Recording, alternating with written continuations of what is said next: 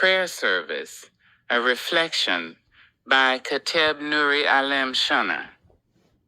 I remember prayer service back in the 1980s like it was stitched into my memory with Grandma's strongest thread. Picture it. St. Bernard Housing Development, New Orleans, Louisiana. The scent of red beans and rice floated through the air like incense. The walls sweating from Louisiana humidity, and kids ran wild like they had battery packs in their shoes. The city was alive, loud, and holy in its own kind of way. Tuesday night? Oh, that was sacred territory, not because it was a holiday or a Saints game, but because Tuesday was prayer service. That meant when the school bell rang, there was no detour, no candy lady, no just one round of freeze tag. You went home, straight home. Because in our house, Tuesday was the day the air got real quiet and the living room became a spiritual boot camp. Homework came first, but not before being interrogated like we were applying for FBI clearance, huh? You sure you did all of it? Even the back page? After homework, it was dinner.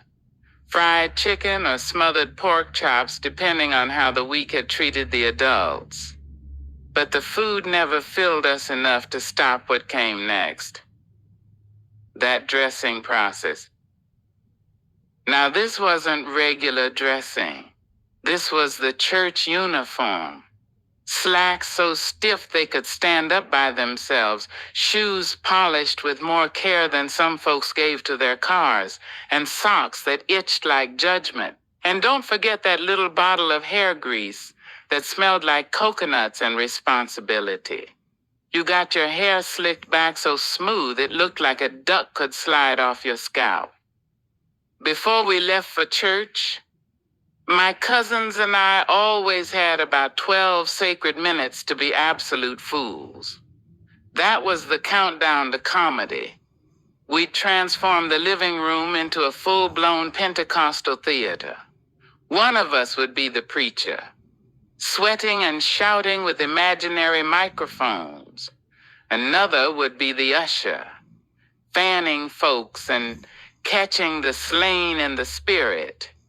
And somebody had to be Sister whatever her name was who caught the Holy Ghost the same time every week and ran laps around the room like she was training for the Olympics. We'd get to hollering, laying hands, fake crying, spinning in circles until somebody tripped over the coffee table. And just when we were about to have someone baptize the stuffed animals, the door creaked open. Slow, silent. Then you saw her, the matriarch. Eyes narrowed, pocketbook tucked tight like it was holding something sacred, probably peppermint and authority. She'd stand in the doorway and say something like, "Oh, so y'all spiritual now, huh? Practicing for prayer service like y'all taking Jesus to Showtime at the Apollo." Then she'd chuckle, ever so slightly, shake her head and say, "Don't come before the Lord wrinkled in your clothes or your character." We'd scatter, hush quick, adjust our fake holy faces like we hadn't just been shouting and pretending to pass out like bad actors in a gospel soap opera. And off we'd go to church. The building wasn't grand, it was small, with creaky pews that seemed to groan in sync with people's problems.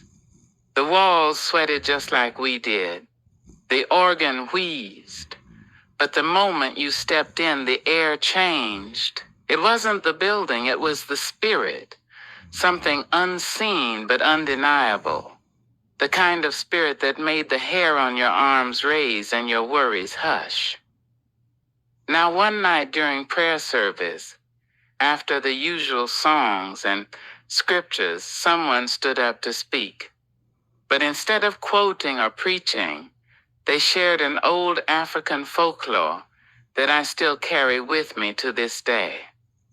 They said, "Let me tell y'all the tale of Kofi and the talking drum." Kofi was a young goat herder in a West African village called Ntem.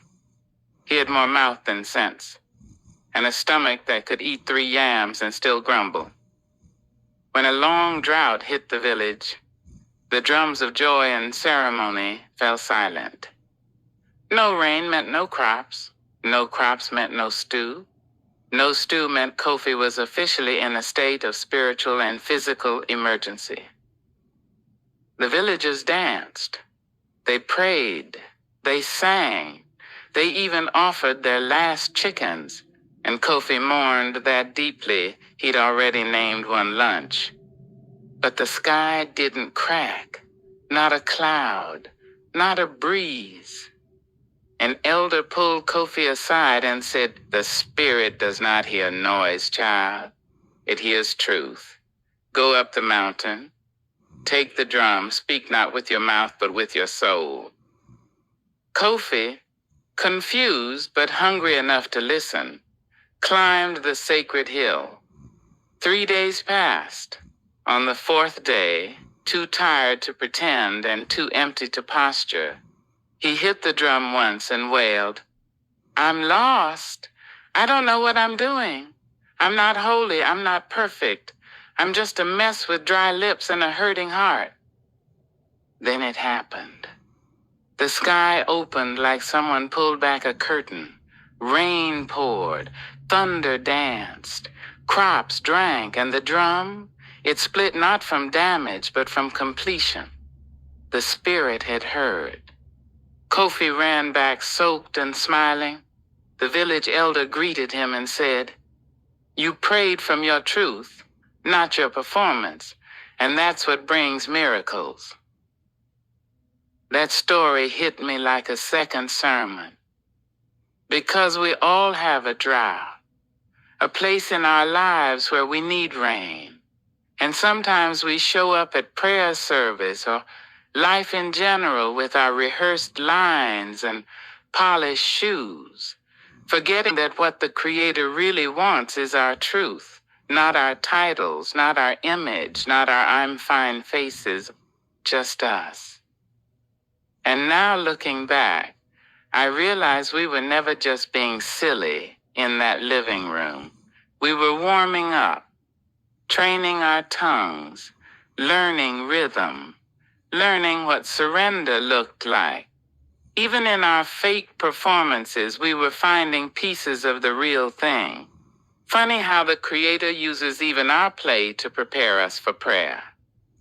So now, whenever I find myself at a crossroads, my own personal Red Sea, I remember 2 things. Don't turn back. Don't let fear trick you into thinking the road ahead isn't possible. If the Creator could bring rain to Kofi's cracked land, surely your sea can part too. Pray ugly if you have to. Cry, whisper, shout, dance, be real, because prayer is less about style and more about sincerity. That's where power lives. And every now and then when life tries to pull me down like an itchy pair of church socks on a humid night, I close my eyes, take a breath and speak, not with performance, but with soul. Because just like that mountain spirit, the Creator is still listening. And rain still falls.